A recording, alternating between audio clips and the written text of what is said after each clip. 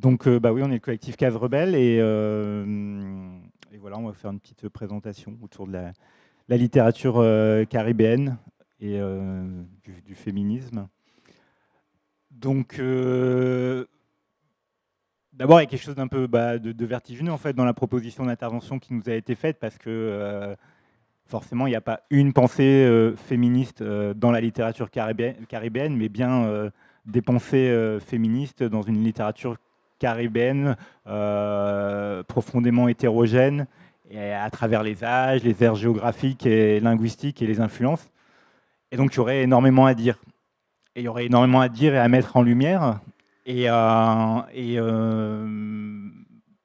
ce soit on pourrait voilà, passer toute l'intervention sur, par exemple, l'effacement actif et radical des femmes caribéennes dans la généalogie et l'histoire de la négritude, en partant de la Guadeloupéenne Suzanne Lacascade, pionnière, qui a publié en 1924 son unique roman qui s'appelle Claire Solange, âme africaine,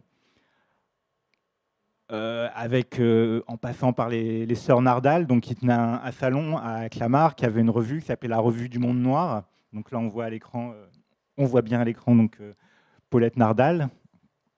Et donc, là, je ne sais pas si on voit ce qui est écrit. Donc, l'un des buts de la Revue du Monde Noir, c'était créer entre les Noirs du monde entier, sans distinction de nationalité, un lien intellectuel et moral qui leur permette de mieux se connaître, de s'aimer fraternellement, de défendre plus efficacement leurs intérêts collectifs, etc. Et donc, on pourrait aussi parler aussi de Suzanne Roussy, qui est devenue aussi, qui était également l'épouse d'Aimé Césaire, qui a épousé Aimé Césaire en 1937 et qui, de 1941 à 1945, a publié l'essentiel de son œuvre dans la revue Tropique.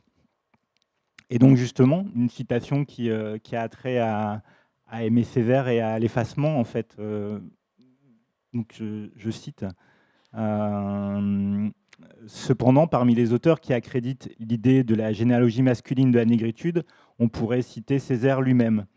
Dans son discours sur la négritude, prononcé le 26 février 1987 à l'Université internationale de Floride, à Miami, il affirme « J'avoue ne pas aimer tous les jours le mot négritude, même si c'est moi, avec la complicité de quelques autres, qui ai contribué à l'inventer et à le lancer. » Et donc là, ceux qui citent sont Léopold Sédar Senghor, Léon Damas, moi-même, donc Aimé Césaire, plus tard Alioune Diop et nos compagnons de présence africaine. Donc quand il cite, entre parenthèses, quand il cite les fondateurs de la négritude et ceux qui ont suivi, il n'y a aucun nom de femme qui figure dans la liste. Et à propos de la négritude américaine à laquelle il rend hommage, qui a précédé la négritude francophone, encore une fois, Aimé Césaire ne cite que des hommes. Donc, penser, écrire, publier, qui est déjà une chose difficile pour les femmes, c'est pas suffisant. On regarde la postérité littéraire. Encore faut-il ne pas se faire recouvrir par le sexisme et par l'effacement. Donc, pour vous donner envie de découvrir, de faire découvrir, de redécouvrir, de lire ou relire, on a choisi 4 auteurs d'époques, d'espaces différents, parce qu'on les apprécie, parce qu'on les pense essentielles et singulières. Donc voilà, donc on s'est réparti ce moment de partage avec vous entre nous deux, c'est-à-dire que moi j'ai parlé de 2 auteurs francophones et Vanessa parlera de 2 auteurs anglophones. Voilà. Donc j'ai commencé par vous parler de 2 auteurs dont l'une et l'autre ont vu leurs œuvres contrariées, interrompues, voire éclipsées, donc pour des raisons politiques, dans laquelle la dimension de genre viendra également peser. Alors, dans le cadre de ce qu'on commémore ici, c'est-à-dire nos libérations par nous-mêmes, ça nous a semblé important de commencer par Haïti et Marie-Vieux Chauvet, donc Marie-Vieux Chauvet, là, qu'on voit à l'écran. Alors, elle est née à Port-au-Prince en 1916, et c'est une écrivaine haïtienne dont le premier roman est sorti, elle avait 38 ans, donc elle avait déjà un certain âge. Et ces dernières années, en fait, ces romans ont été republiés après pas mal d'absences, donc c'est l'occasion de la redécouvrir parce qu'elle c'est vraiment quelqu'un de majeur. C'est la pionnière dans le roman moderne haïtien. Et c'est vraiment voilà, elle a vraiment une œuvre importante. Elle a été poussée au silence, notamment par le pouvoir meurtrier du dictateur Duvalier, alias Papadoc, avant de décéder d'un cancer en 73 en exil à New York. Donc Marie Vieux-Chauvet, elle était issue de la haute bourgeoisie mulâtre. C'était la fille d'un homme politique. Et elle n'a eu de cesse dans toute son œuvre de bousculer la société haïtienne et notamment d'exposer les réalités et les ambiguïtés de sa classe, la classe dominante dont elle était issue, donc c'est-à-dire les mulâtres. Et de la période pré-révolutionnaire jusqu'au règne de Papadoc, elle montre comment le découpage socio-racial de la société régit les interactions et comment et la fracture que ça opère entre les Noirs et les mulâtres et comment ça empoisonne Haïti. Donc, au cœur des romans de Marie Vieux-Chauvet, il y a toujours des héroïnes qui ont une soif de transgression. Donc, transgresser les limites inhérentes à leurs conditions de femmes, transgresser l'ordre de la famille et du couple hétérosexuel bourgeois, dont la stabilité et le conservatisme fait écho à l'ordre social. Donc, chez Chauvet, l'émancipation féministe, elle mène systématiquement à la remise en cause de l'ordre bourgeois, raciste et coloriste. Mais ce qui est intéressant, c'est que l'action politique, c'est jamais une évidence. C'est-à-dire que c'est jamais évident ou facile. C'est-à-dire que pour les héroïnes de Chauvet, il y a beaucoup de négociations, il y a beaucoup de solitude aussi, il y a beaucoup d'hésitation. C'est des chemins d'émancipation qui sont tortueux. C'est pas des héroïnes, comment dire, qu'on pourrait qualifier de. Elles sont pas caricaturales, elles sont complexes. On voit par exemple dans le Danse sur le volcan, en fait, qui est ici, la danse sur le volcan, donc qui se passe dans Haïti avant la Révolution, en fait, donc dans Saint-Domingue qui bouillonne. Et donc c'est une histoire assez fascinante, inspirée de faits véridiques, qui raconte l'histoire de Lise et Minette, qui sont deux mulâtresses, donc filles d'une esclave affranchie, qui chantent et qui font un peu de théâtre. Et donc leur talent va les rendre un peu célèbres sur l'île. Et voici ce que dit Kamaya Glover, qui est une spécialiste de la littérature caribéenne et qui est aussi une traductrice de Chauvet au sujet de ce roman. Ce qui est fascinant dans la représentation des femmes chez Chauvet, dans ce roman, et dans tout son corpus, c'est vraiment la complexité avec laquelle elle propose des personnages féminins individuels, très éloignés des clichés prédéterminés du féminin. Ce ne sont jamais des vierges innocentes ou des femmes fatales impitoyables, des mères abominables ou toute autre figure classique. Les personnages de Chauvet tiennent de tous ces aspects. Ainsi, elles sont imprévisibles et bien souvent frustrantes.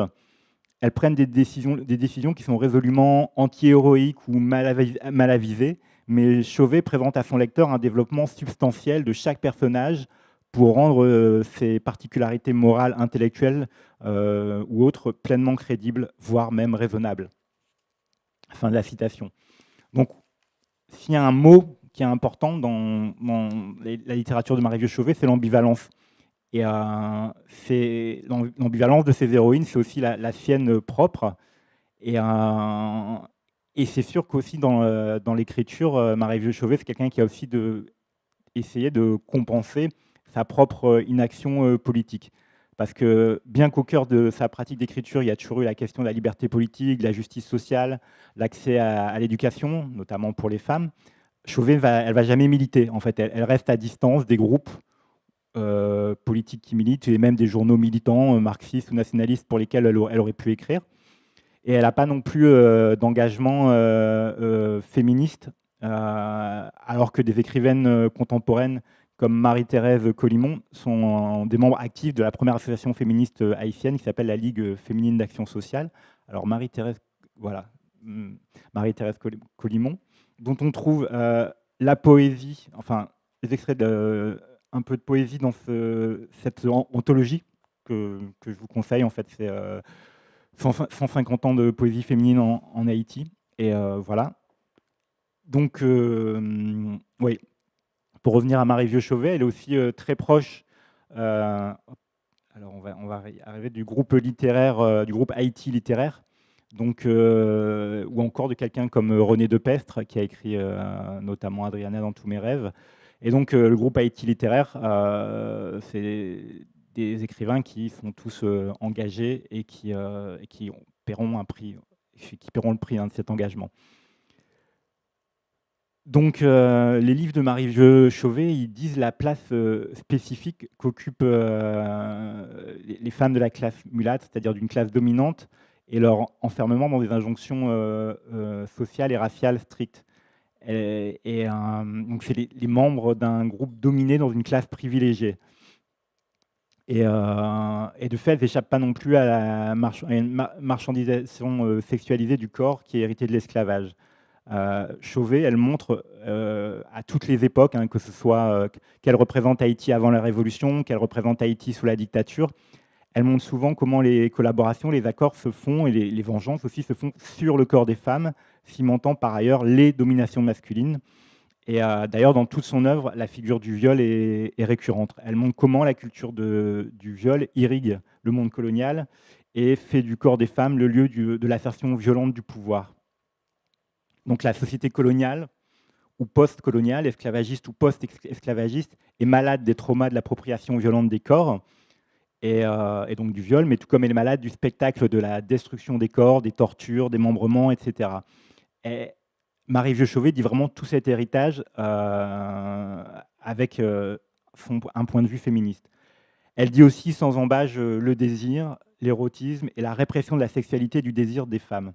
Ici encore, la révolte contre l'hypocrisie et les injonctions genrées mène à la révolte globale.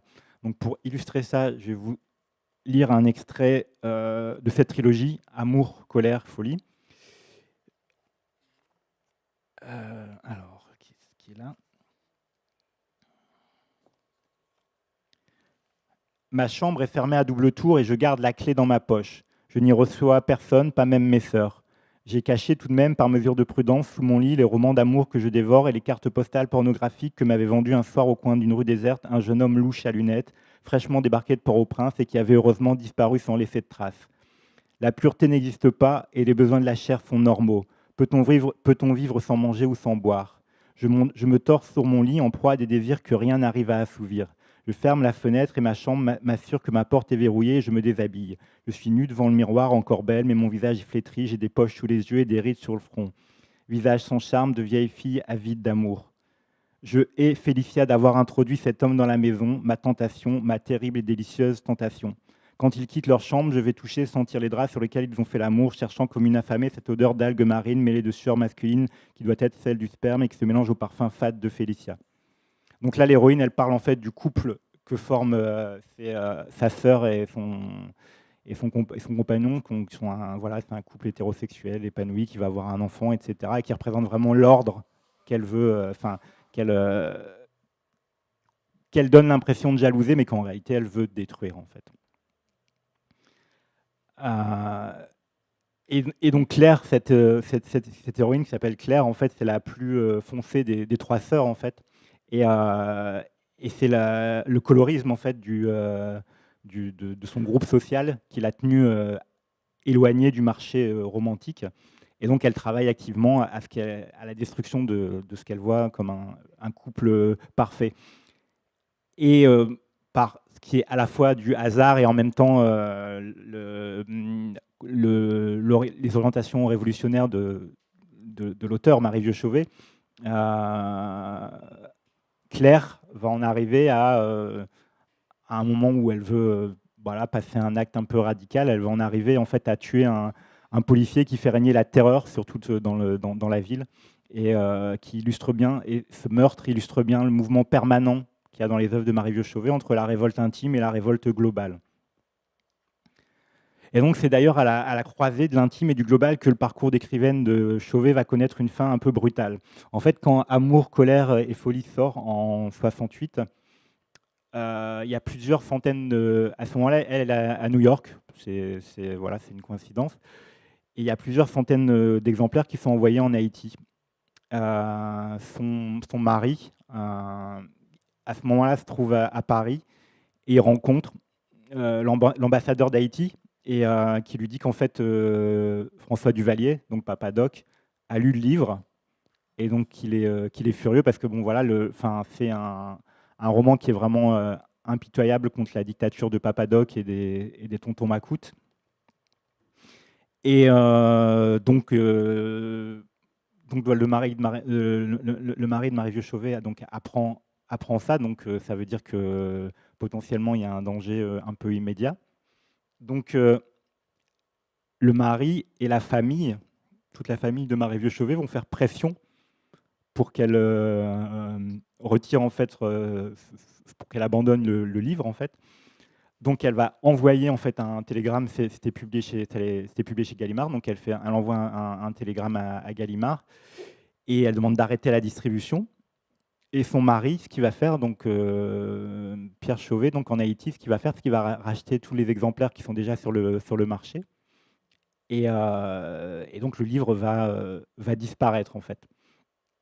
Le rôle joué par la famille en fait de Marie Vieux Chauvet, il est assez dans le silence et dans ses suites, c'est assez ambigu. Il y a des versions différentes en fait parce que pour certains, en fait, la famille, elle est aussi gênée par la critique de la classe mulâtre qu'il y a dans tous ces romans, en fait, et cette disparition enfin voilà, cette espèce d'escamotage du roman est un peu pratique, en fait. Et c'est vrai que voilà, il y a différentes versions. Je prétends pas trancher là-dessus, mais ces œuvres vont réapparaître que dans les années 2000. C'est sa fille aînée qui va essayer de les faire republier, quoi. Et, c'est vrai qu'aussi, ça a été un peu poussé par le fait que une maison d'édition dont je ne me souviens pas le nom là, avait republié une des œuvres, enfin une maison d'édition qui est au Québec, mais qui a un siège basé en Albanie, donc qui n'est pas attaquable, avait publié l'un des romans, en fait. Et du coup, ça avait republié l'un des romans. Donc ça a visiblement mis la pression pour que ces œuvres ressortent. Et donc, voilà, le tout premier roman de Marie Vieux Chauvet, en fait, Fille d'Haïti, il a été republié récemment chez Zelig. Alors, ça s'appelle Fille d'Haïti, c'est celui-ci. Et ça raconte l'histoire de Lotus, qui est mulâtresse, hein, qui, encore une fois, qui est la fille d'une prostituée qui s'est suicidée. Et donc, Lotus, au départ du roman, elle déteste les hommes parce qu'elle dit « parce qu'ils m'ont volé ma mère, ils sont mes pires ennemis ». Elle va rencontrer Georges, avec qui elle va s'investir dans un engagement révolutionnaire jusqu'au renversement du régime en place.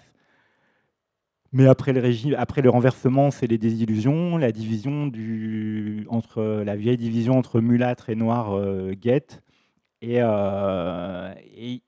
du coup, dans ce roman, en fait, avant la dictature de Duvalier, Marie Vieux Chauvet préfigurait déjà l'arrivée de Duvalier et son utilisation populiste de la race et du vaudou, et le régime qui causera son exil et son silence et son long effacement de nos histoires littéraires. Alors que voilà, c'est quelqu'un vraiment qui a écrit du coup au final pas tant de romans que ça, qui sont vraiment des œuvres profondément touchantes, émouvantes et profondément importante parce que Marie Vieux Chauvet c'était quelqu'un de vraiment talentueux, et puis parce que Haïti tient un rôle central dans nos histoires et nos émancipations. Voilà, on est fini pour Marie Vieux Chauvet. Je vais poursuivre en fait avec la Guadeloupéenne Simone Schwarzbart, donc qui est plus connue, hein, qui va elle aussi connaître un parcours littéraire marqué par le silence. Voilà. Je vous lis juste 2 lignes avant de commencer la présentation. C'est 2 lignes qui sont extraites de ce livre. Sois une vaillante petite négresse, un vrai tambour à deux faces. Laisse la vie frapper, cogner, mais conserve toujours intacte la face du dessous. Fin de la citation. Donc en 1972, sortait un roman majeur de la littérature caribéenne francophone, Pluévent sur Télumé Miracle. L'auteur, c'est la Guadeloupéenne Simone Schwarzbart.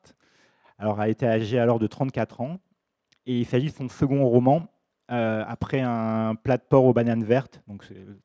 Le roman s'appelait Un plat de porc aux bananes vertes, publié en 67 et coécrit avec André Schwarzbart, son mari, dont je vous reparlerai plus tard. Donc, dans Pluie et Vent, Simone Schwarzbart raconte par la bouche de Télumé l'histoire d'une lignée de femmes dans tout le siècle qui suit la fin de l'esclavage. Télumé, c'est la dernière de la lignée, la dernière des Lougandors. Alors, cette œuvre magnifique raconte brillamment toutes ces femmes noires sans prétention, s'appliquant à aimer et à survivre dans le respect et la dignité. Il y a une quête en surface, une quête amoureuse, qui est aussi une quête de l'autre, qui est une quête de la communauté et qui est une quête de soi. En fait, le roman, il est social, mais il échappe radicalement aux lourdeurs des thèses et de l'idéologie. L'histoire, la grande histoire de la Guadeloupe d'après l'esclavage, les conditions de la survie sociale, tout cela, c'est toujours en filigrane, comme une espèce de superstructure discrète, mais prégnante, déterminante. Je vous cite une citation concernant ce roman, qui est issu du livre de Chamoiseau et Confiant sur la littérature créole, qui s'appelle l'extrait. Donc, qui peut en effet prétendre avoir déjà cerné toute la connaissance romanesque qu'a développé ce roman sur l'existence créole guadeloupéenne, qui a épuisé les dimensions de Télumé Miracle. Parmi les études sociologiques récemment publiées, laquelle nous restitue l'univers mental de la femme créole antillaise avec autant de force, de profondeur et d'acuité. Il y a quelque chose qui tient du mystère et d'un peu dans cette œuvre qui est vraiment singulière et qui fait vraiment date. Elle va faire date notamment pour son langage, en fait, parce que tout en écrivant en français, Simone Schwarzbart impose de manière complètement inédite pour l'époque l'oralité et le créole, en fait. Qu'il s'agisse d'une appropriation poétique qu'elle fait des proverbes qu'elle détourne, des constructions de phrases, du vocabulaire. Elle pose vraiment une langue inédite dans laquelle résonne toute la culture populaire et donc les contes aussi. Il y a aussi la force du lieu, la force de l'espace caribéen, qui a parfois pas forcément été... c'est un combat dans la littérature caribéenne francophone de réussir à représenter le lieu d'une manière qui ne soit pas... dans la négritude, on avait un lieu qui était tout abîmé, qui était une espèce de miroir des déchirements. Et il y a vraiment une poétique de l'espace caribéen qui se développe, qui se déploie en fait dans Pluie et Vent sur Télumé Miracle.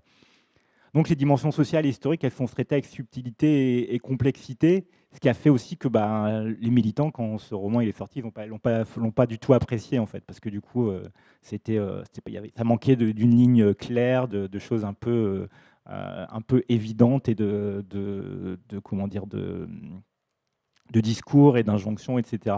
En fait, c'est un féminisme de la survie. L'héroïne, Télumé, elle essaie de survivre. Elle a une conscience assez aiguë de la lourdeur de l'histoire qu'elle traîne, de l'histoire de son peuple. Elle a conscience de ses aliénations et de son héritage particulier de femme noire guadeloupéenne.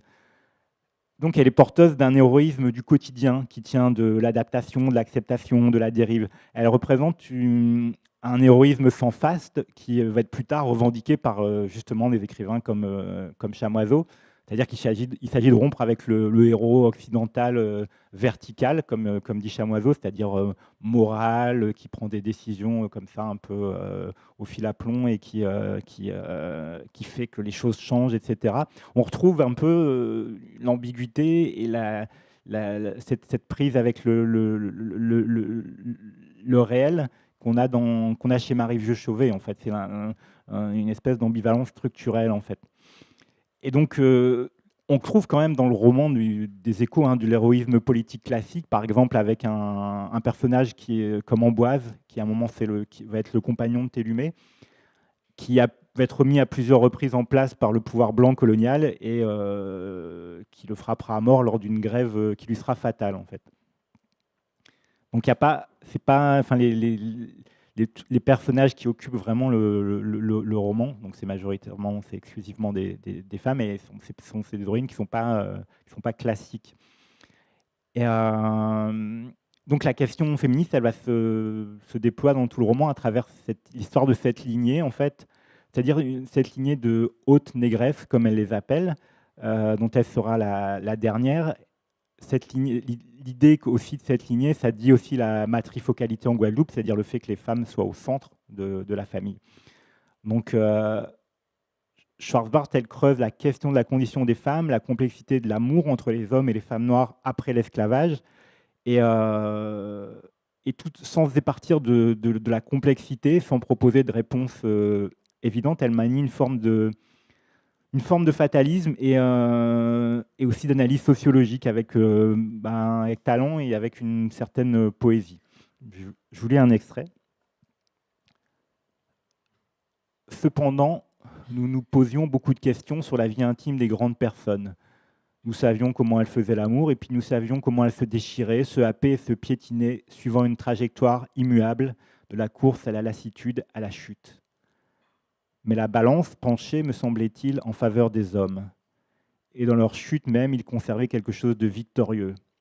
Ils rompaient les os, brisaient des matrices, abandonnaient leur propre sang à la misère, comme un crabe saisi vous lâche sa pince entre les doigts. À ce point de mes réflexions, Élie disait toujours sur un ton grave.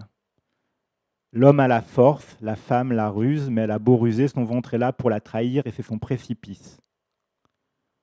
Ces paroles me troublaient, serraient mon cœur dans un étau, et il me semblait voir une fumée perpétuelle qui se formait toute seule au fond de lui, et qui montrait un jour pour le perdre, et moi avec. La bouche sèche, je lui demandais. Pourquoi les hommes sont-ils comme cela, Élie ? Élie, dis-moi, le diable s'est-il installé à fond zombie ? Ah, je voudrais bien connaître par cœur le moment où tu commenceras à me mentir. Télumé, cher flamboyant, me disait Élie en me caressant les cheveux. Je suis un homme et pourtant. Je n'y comprends rien à tout ça, rien de rien.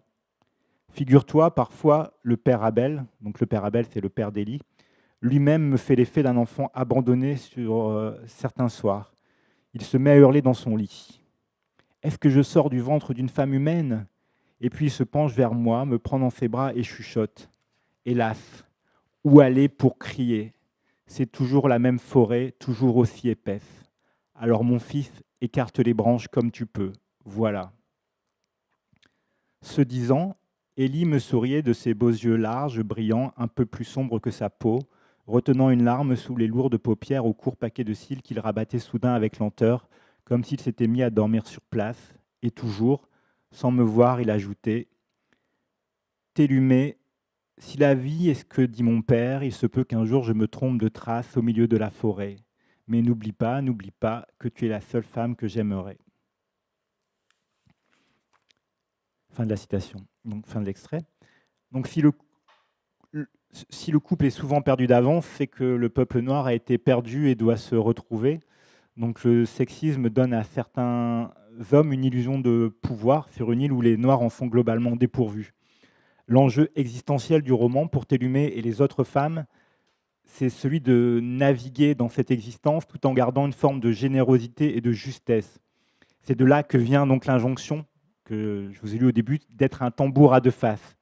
Il s'agit de ne pas se laisser atteindre par la méchanceté du monde. Je vous cite un extrait.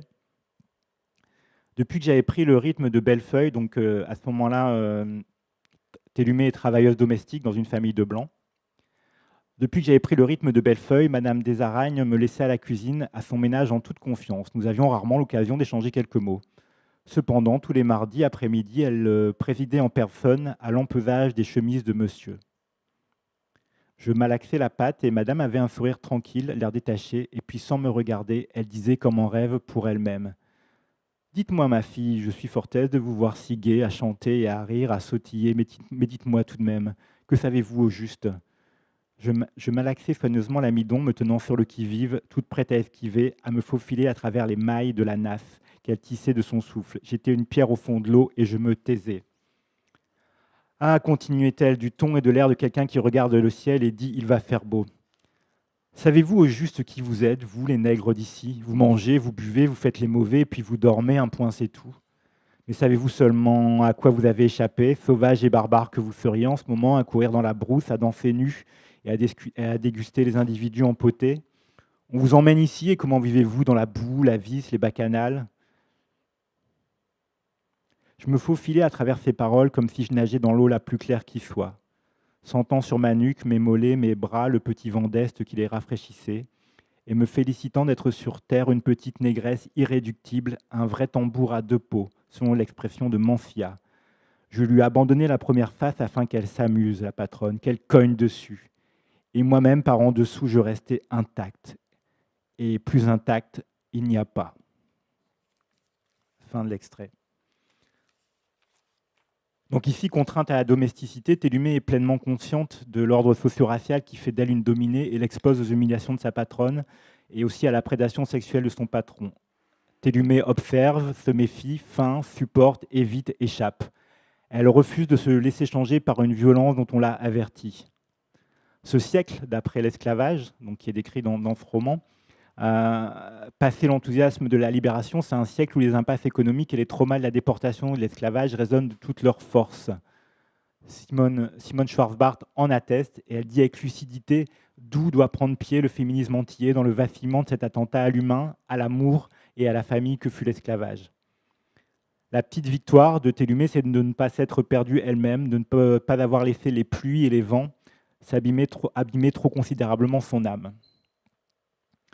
Donc Simone Schwarzbart, elle a écrit 2 romans seuls et 4 avec son mari. Donc je vous avais dit tout à l'heure que je vous reparlerai de son mari. Alors je finis juste, elle a également écrit avec son mari un hommage à la femme noire qui prend la forme d'une encyclopédie en 6 volumes qu'on pourrait qualifier en fait d'une tentative francophone précoce de somme afroféministe. Et elle vient de ressortir Adieu Bogota, qui a été aussi écrit avec son mari, enfin qui est mort en fait son mari en 2006, je pense. Et, mais avec des écrits qui restent, elle a sorti 2 œuvres en fait dernièrement. Donc quelques mots sur André Schwarzbart, pour aussi expliquer le silence qu'il y a eu et finalement le peu de production qu'il y a eu de la part de Simone Schwarzbart. Donc André Schwarzbart, il a eu le prix Goncourt en 1959 pour Le Dernier des Justes, qui est un roman vraiment formidable. Et il est aussi l'auteur de La Mulâtresse Solitude, qui sort en 1972. Donc au moment où le roman sort, donc La Mulâtresse Solitude, c'est en même temps que c'est la même année que Pluie et vent sur Télumé Miracle. Ils habitent tous les deux en Guadeloupe. La Mulâtresse Solitude, c'est une figure de la résistance noire qui a fait partie des révoltés de Matouba. Enfin, du coup, on n'a pas forcément le temps de tout raconter ici, mais voilà,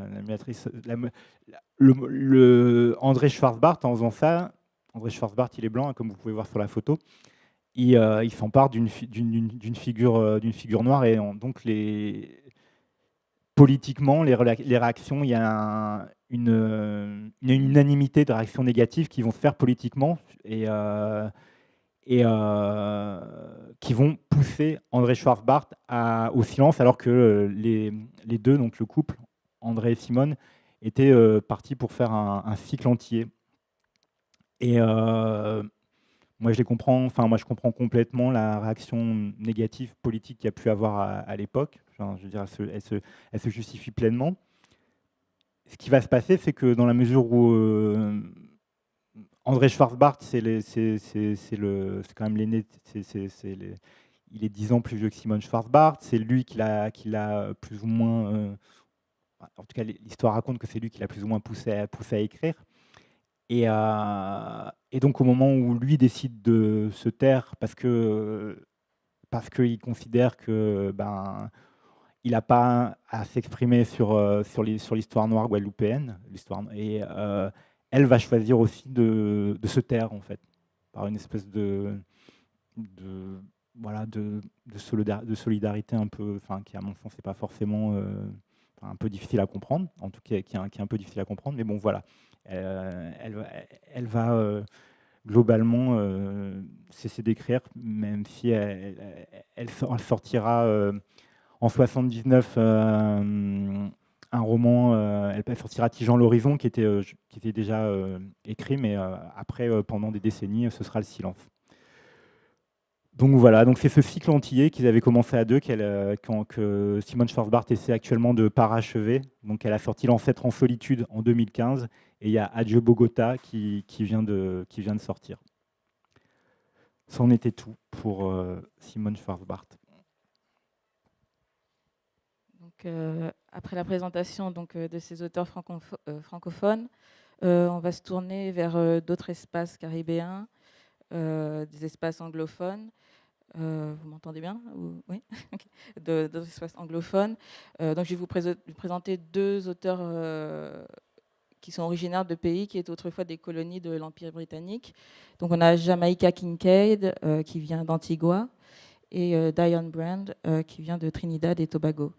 Donc, leurs œuvres, elles sont moins accessibles, elles sont moins connues à cause de la barrière de la langue et de l'absence de traduction en français de certains de leurs ouvrages. Donc, Jamaica Kincaid, elle a quand même connu un succès international, donc certaines de ses œuvres sont traduites, mais ce qui est vraiment dommage avec Diane Brand, qui est une poétesse, on doit trouver un seul de ses recueils en français, et c'était publié par une maison d'édition au Québec, donc pas en France.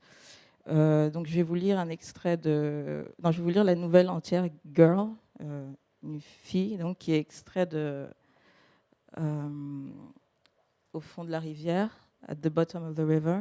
C'est un recueil donc de nouvelles.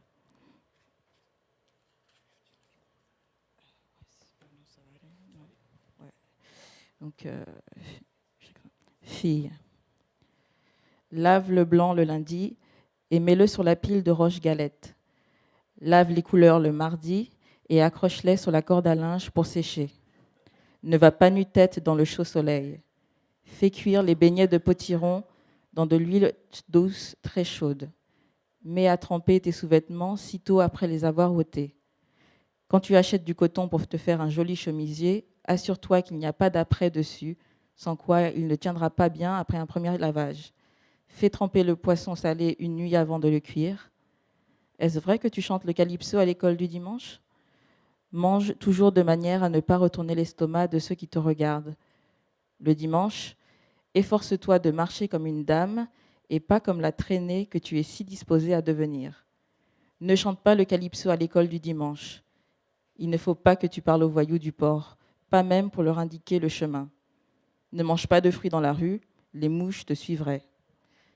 Mais je ne chante pas du tout le calypso le dimanche et jamais à l'école du dimanche. Voilà comment on coud un bouton. Voilà comment on fait une boutonnière pour le bouton qu'on vient de coudre. Voilà comment on fait l'ourlet d'une robe quand on voit que l'ourlet se défait, de manière à ne pas avoir l'allure de la traînée que je sais que tu es si disposée à devenir. Voilà comment on repasse la chemise kaki de ton père pour qu'elle n'ait pas de faux plis. Voilà comment on repasse le pantalon kaki de ton père pour qu'il n'ait pas de faux plis. Voilà comment on cultive l'okra, loin de la maison parce que les buissons d'okra abritent des fourmis rouges. Si tu cultives le taro de Chine, aie soin de beaucoup l'arroser, sinon il irrite la gorge quand on le mange. Voilà comment on balaie dans un coin. Voilà comment on balaie la maison entière. Voilà comment on sourit à quelqu'un qu'on n'aime pas trop. Voilà comment on sourit à quelqu'un qu'on n'aime pas du tout. Voilà comment on sourit à quelqu'un qu'on aime tout à fait. Voilà comment on met la table pour le thé. Voilà comment on met la table pour le dîner. Voilà comment on met la table pour le dîner avec un invité de marque. Voilà comment on met la table pour le déjeuner. Voilà comment on met la table pour le petit déjeuner. Voilà comment te comporter en présence des hommes qui ne te connaissent pas très bien. De cette façon, ils ne reconnaîtront pas immédiatement en toi la traînée que je t'ai mise en garde de ne pas devenir. Fais ta toilette tous les jours, même si c'est avec ta salive. Ne t'accroupis pas pour jouer aux billes, tu n'es pas un garçon, tu sais. Ne cueille pas de fleurs chez les gens, tu risquerais d'attraper du mal. Ne jette pas de cailloux au merle, parce que ça risque de n'être pas un merle du tout. Voilà comment on fait le pudding, voilà comment on fait le ragoût d'aubergine au poisson salé, voilà comment on fait le ragoût de pied de porc aux légumes, voilà comment on fait un bon remède contre le rhume, voilà comment on fait un bon remède pour se débarrasser d'un enfant avant même qu'il devienne un enfant. Voilà comment on prend le poisson, voilà comment on rejette le poisson qui ne nous plaît pas de manière à ne pas attirer le mal sur notre tête. Voilà comment maltraiter un homme, voilà comment un homme te maltraite. Voilà comment aimer un homme, et si ça ne marche pas, il y a d'autres façons. Et si elle ne marche pas non plus, n'aie pas de trop de regrets à renoncer. Voilà comment cracher en l'air si tu en as envie, et voilà comment aller vite pour que ça ne te retombe pas dessus. Voilà comment joindre les deux bouts. Tâte toujours le pain pour t'assurer qu'il est frais. Mais si le boulanger m'empêche de tâter le pain, alors, après tout ce que je t'ai dit, je dois comprendre que tout compte fait, tu seras vraiment le genre de femme auquel le boulanger interdit de toucher le pain. Donc, dans ce texte daté de 1976, Girl, fille, une mère s'adresse à sa fille. Donc, ce n'est pas un dialogue. Et la nouvelle abo s'appelait Girl.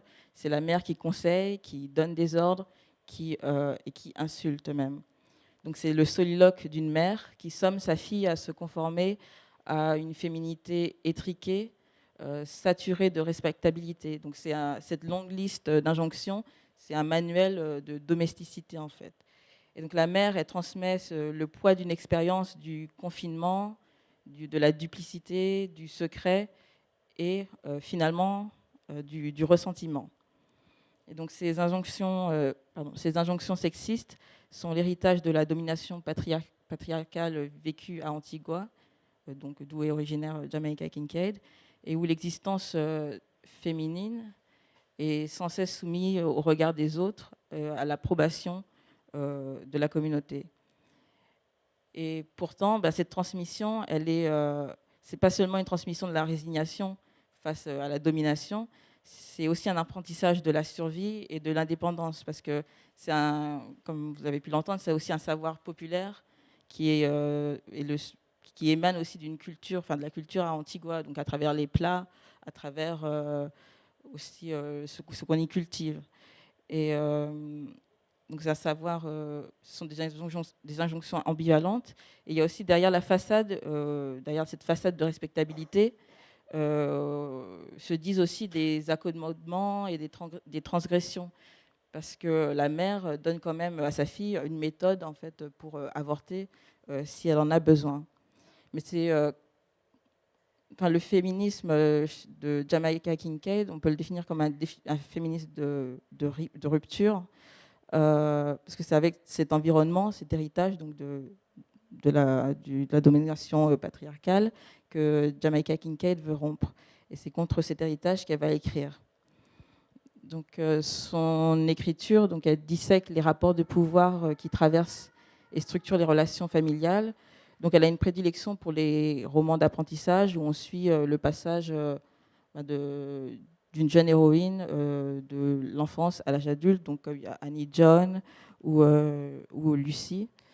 Donc ces romans, ils sont quasi autobiographiques et ils tentent de dire et analyser le fossé qui grandissant entre une fille et sa famille, le besoin de partir, de partir et de s'exiler. Donc l'écriture de Jamaica Kincaid, elle est marquée par un sentiment de colère, une rage froide et ambivalente en fait envers ce foyer, envers cette famille. Et pour elle, l'identification donc à la famille, est intranquille en fait, ne peut pas être simple et signale aussi un retour du refus, un refus du retour pacifié ou un refus de la réconciliation en fait. Dans ses œuvres, elle refuse l'idéalisation du pays natal.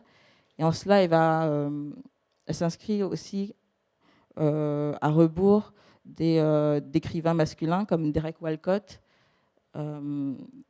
Derek Walcott, le poète de Sainte-Lucie, donc un poète assez renommé. Il a obtenu le prix Nobel de littérature. Mais lui, Derek Walcott, il décrivait les Caraïbes comme un Éden, en fait, un paradis, où l'homme caribéen, parce que c'est toujours un homme, jouirait d'une liberté inédite, où il serait, dans cet Éden, dans ce paradis, il serait comme un nouvel Adam. Mais les femmes, dans cet Éden, donc, sont complètement invisibilisées.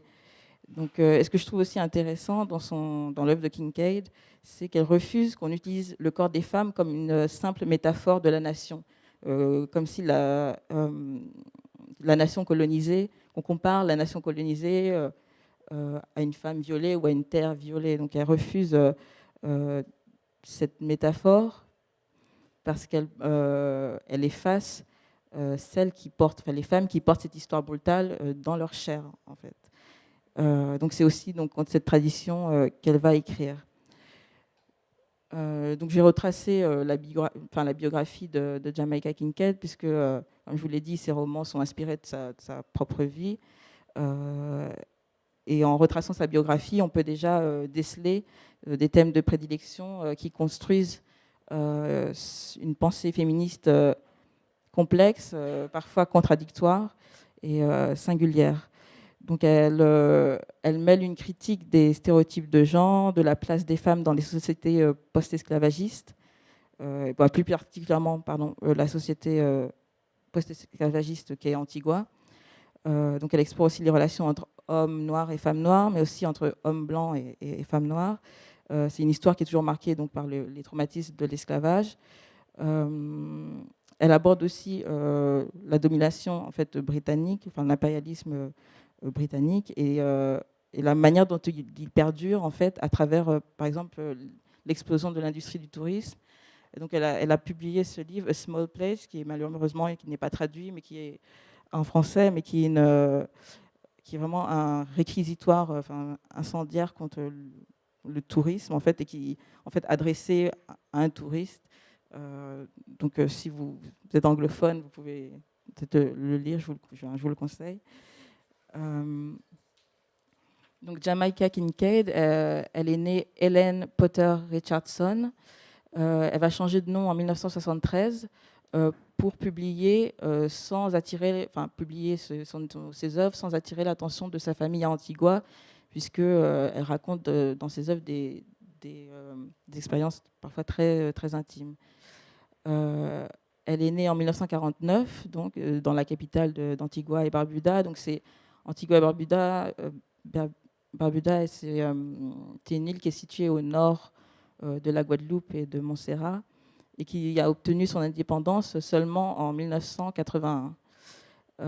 Donc Kincaid, elle a grandi dans une famille modeste et sa mère, Annie Richardson, est une indienne caraïbe, donc originaire de la Dominique.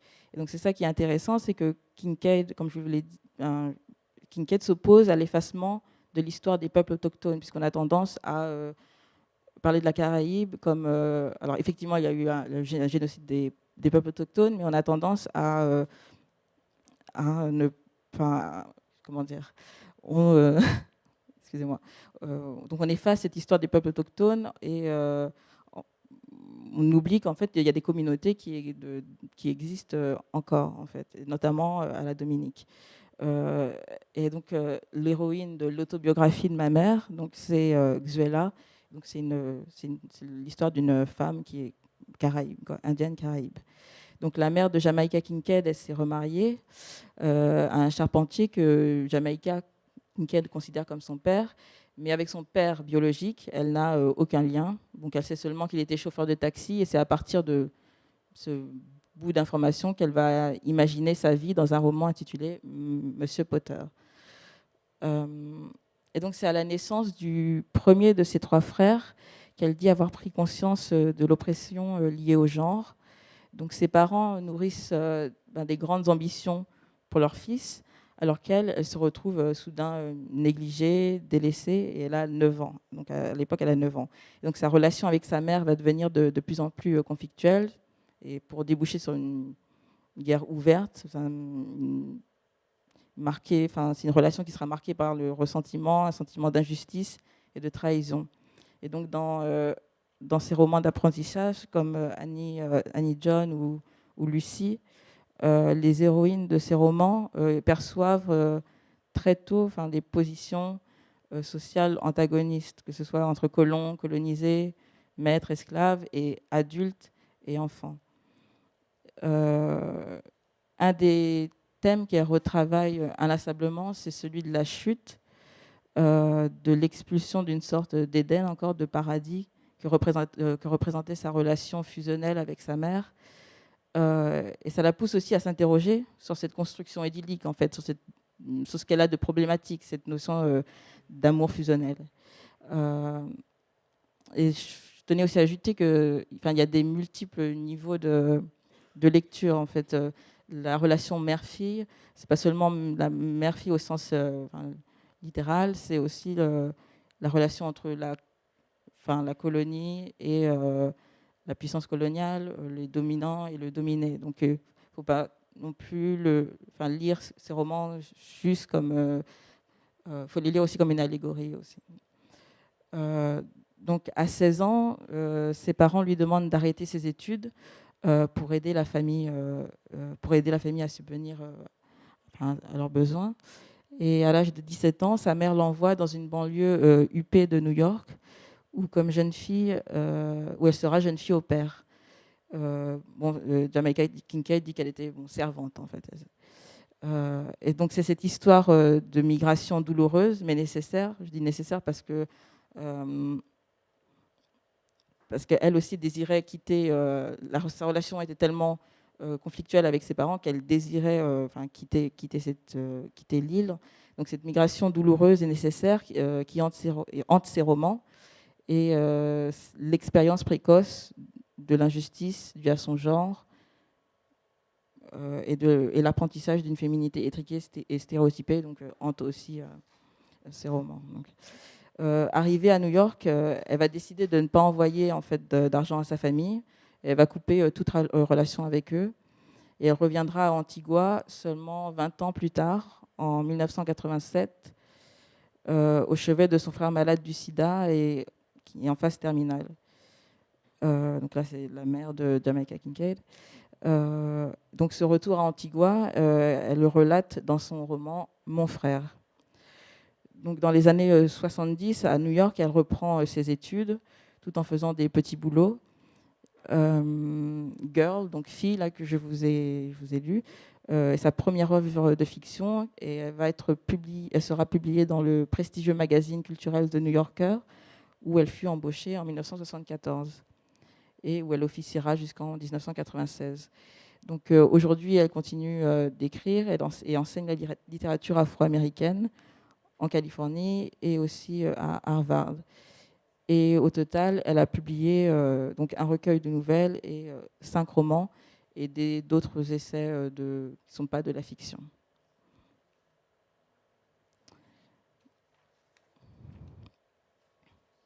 Ok, on peut passer à John Brand. Ok.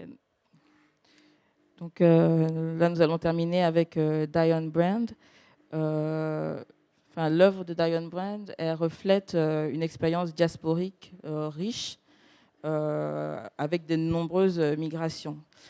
Donc, parce qu'elle est née à Trinidad en 1953, elle a immigré au Canada en 1970 pour y étudier l'anglais et la philosophie. Mais elle est revenue dans les Caraïbes en février 1983 à Grenade pour travailler pendant 10 mois pour le gouvernement révolutionnaire du peuple de Maurice Bishop. Donc en 1979, faut savoir qu'en 1979, à Grenade, le New Jewel Movement, qui avait Maurice Bishop à sa tête, a renversé le gouvernement autoritaire qui était en place à cette époque, qui était soutenu par les États-Unis, et pour y instaurer ce gouvernement révolutionnaire populaire de la Grenade. Donc le New Jewel Movement s'est inspiré par les thèses du mouvement Black Power, et aussi il était d'inspiration marxiste-léniniste. Donc le régime était soutenu par Fidel Castro et par les sandinistes au Nicaragua. Et donc, les États-Unis voyaient d'un assez mauvais œil donc, la naissance de ce régime communiste qui menaçait en fait, ses intérêts. Et donc, en octobre 1983, l'armée américaine a envahi le pays et Diane Brand est évacuée donc, pendant cette invasion. Et donc son poème, un poème que je vais vous lire, je vais vous lire un extrait, son poème Military Occupation revient sur cette expérience. Donc, un soir de guerre, et ceux qui regardent parmi nous bouche bée voient la beauté devenir effroyable. Coucher de soleil, souffle de nuages gris aux stries rouges, nous observons une maison qui brûle. Tout l'après-midi, toute la nuit, toutes les nuits, nous regardons un autre feu qui brûle. Mardi, Butler House. Mercredi, Radio Grenade libre. Jeudi, poste de police. À chaque bruit nouveau de la guerre, dans la froide lumière de 5 heures du matin, il manque quelque chose. Quelques parties du corps, quelques lieux de ce monde, une île, un endroit auquel penser. Je marche sur un rocher d'un rivage de la Barbade, cherchant où était Grenade. À présent, le vol d'un bombardier américain laisse une trace de viol dans la chambre. De chaque réveil, que devons-nous faire aujourd'hui? Prêts à combattre, couchés dans le couloir à les attendre, la peur nous tient éveillés et nous fait rêver de sommeil. Donc, Diane Brand va revenir ensuite au Canada, à Toronto. Donc, Diane Brand, c'est une militante internationaliste. Donc, elle est également poétesse, essayiste et documentariste. Elle explore la race, le genre, la sexualité dans une perspective féministe, lesbienne et transnationale. Depuis la fin des années 70, elle a publié 10 recueils de poésie. Le seul traduit en français, c'est Une terre où se poser, A Land to Light On. Elle a également publié 4 romans et un recueil de nouvelles. Et donc, seul son roman What We All Long For est traduit en français, donc, par Les désirs de la ville. Et donc, malheureusement, c'est une œuvre riche, variée et singulière qui n'est pas diffusée, mais qui mériterait d'être plus connue et plus lue en France. Donc, je vous ai dit qu'elle était documentariste, et en 1991, elle a co-réalisé Sisters in the Struggle. C'est un documentaire militant pionnier, d'ailleurs, qui est disponible en ligne, en anglais. Et c'est un documentaire qui met en perspective les expériences et les analyses d'une dizaine de militantes noires de l'époque, et qui retrace aussi l'histoire des femmes noires au Canada. Donc c'est un film passionnant qui est composé de portraits et d'interviews collectifs dans lesquels les femmes expliquent tour à tour la manière dont elles croisent les multiples combats contre le racisme, le sexisme.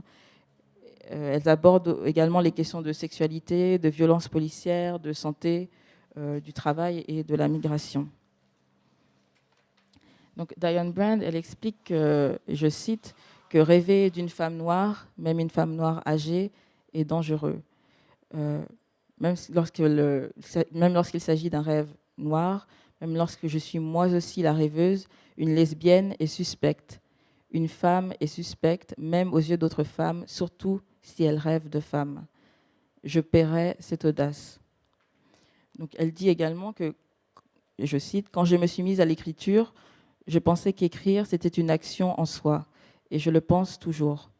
Je propose mes poèmes comme on présente des armes. » Donc, en 1990, elle publie un recueil nommé No Language is Neutral, aucune langue n'est neutre. Donc, je vais vous en lire un extrait. Dans un autre lieu, pas ici, une femme pourrait toucher quelque chose entre la beauté et nulle part, là-bas et ici, pourrait passer une main, puis l'autre, sur sa propre vie tremblante. Mais j'ai essayé d'imaginer un océan qui ne saignerait pas, le regard furtif d'une fille, débordant comme le vers d'un poème. Chaque phrase réalisée ou rêvée saute comme une pulsation de l'histoire et choisit son camp. Donc, In another place, not here, dans un autre lieu, pas ici, va donner son nom à son premier roman. Donc ce titre, il exprime dès le départ un impératif de rêver d'un ailleurs, d'un lieu où l'on peut éprouver un sentiment d'appartenance et de communauté. Et ce désir répond au sentiment d'être nulle part chez soi. Donc, moi, il me semble important de présenter ce livre parce c'est vraiment un livre novateur. Il est novateur dans son utilisation de la langue orale, la langue vernaculaire d'une ouvrière de la canne, parce que c'est l'héroïne de cette histoire, c'est Elisete, c'est une ouvrière de la canne. On alterne entre le créole et l'anglais. En plus, la structure de l'intrigue n'est pas linéaire et il y a différentes narratrices qui prennent en charge le récit. Et il s'agit d'un livre majeur, selon nous, parce qu'il invente une nouvelle langue pour décrire l'amour queer, l'amour entre femmes noires désirantes et désirées, et ce qui est loin de la représentation souvent hypersexualisée ou exotique ou qui objectifie ou fétichise le corps des femmes noires. Donc c'est un livre qui propose une nouvelle manière de dépeindre la sensualité et la sexualité entre femmes noires lesbiennes, et aussi de dépeindre l'amour et l'affection qu'elles se portent. Donc je ne sais pas si on va bien voir les premières lignes. Non, je pense que c'est un peu petit. Mais pour moi, ces lignes, elles sont vraiment fascinantes et tétanisantes dans le style, parce qu'elles ont vraiment la force d'une révélation, d'une évidence. On est plongé au beau milieu de l'intrigue, dans un lieu que l'on devine être l'île de Grenade, mais on n'a aucune indication de temps ni de lieu. Et on est plongé directement dans ce désir, le désir d'Elisete, dans un flux de conscience, dans ce désir qu'elle a pour Verlia, qui est elle aussi une ouvrière de la canne. Et donc l'arrivée de Verlia, cette ouvrière, s'apparente à une expérience quasi mystique. Il y a une image que je trouve particulièrement intéressante, c'est celle qui est utilisée par Elisete pour expliquer la manière dont elle conçoit son amour pour Verlia. Elle se décrit en voleuse de sucre, thieving sugar. Et thieving sugar, c'est une expression créole, parce que ça vient de thief, c'est voler, mais là, c'est transformé en un verbe.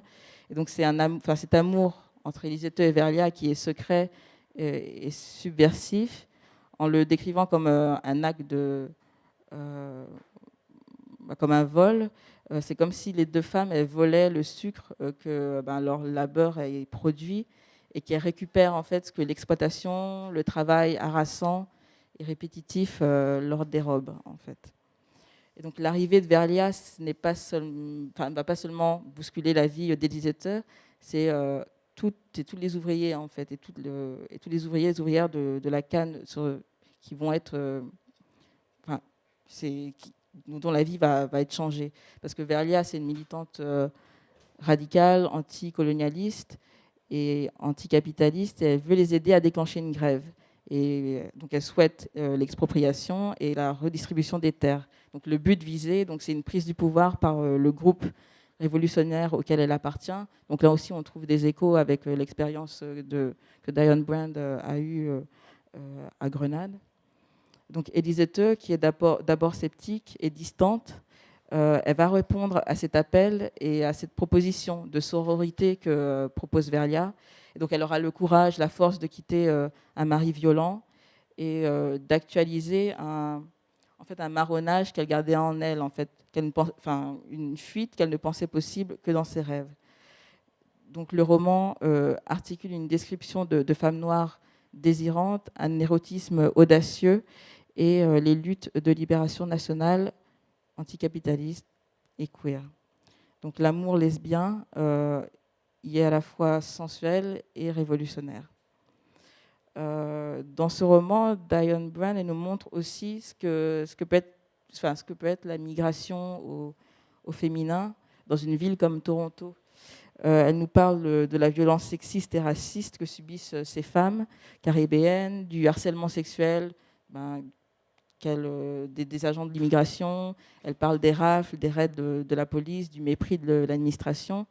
Et Diane Brand, elle ne tait pas la lassitude, l'usure des corps et de l'esprit que provoquent les petits boulots précaires. Elle ne cache pas non plus la souffrance psychologique que peut générer la migration. Elle restitue aussi la méfiance qui existe d'abord entre migrantes et aussi l'entraide et les moments de solidarité entre elles. Et elle parle des communautés fragiles, mais quand même des communautés qui peuvent se créer. Donc l'œuvre de Diane Brand, elle trouble des frontières d'identité rigides ou fixes, en mêlant littérature et politique, poésie et action, lutte révolutionnaire marxiste et queer, lesbienne et féministe. Donc l'émancipation noire, la décolonisation qui irrigue toute son œuvre, pour l'instant demeure précaire. Il ne semble pas y avoir d'espace pour accueillir une lutte qui articulerait ou n'exigerait pas un sacrifice de son expérience en tant que femme noire, lesbienne et féministe. Donc il n'y a pas de lieu, il n'y a pas encore d'espace pour une vie vivable. Et donc, il n'y a pas de possibilité pour ces femmes noires lesbiennes d'idéalisation d'un retour au pays natal. Mais à travers l'imagination, à travers une œuvre poétique, on peut indiquer d'autres routes, dessiner d'autres espaces où s'élaborent d'autres subjectivités, d'autres relations et d'autres résistances féministes et queer.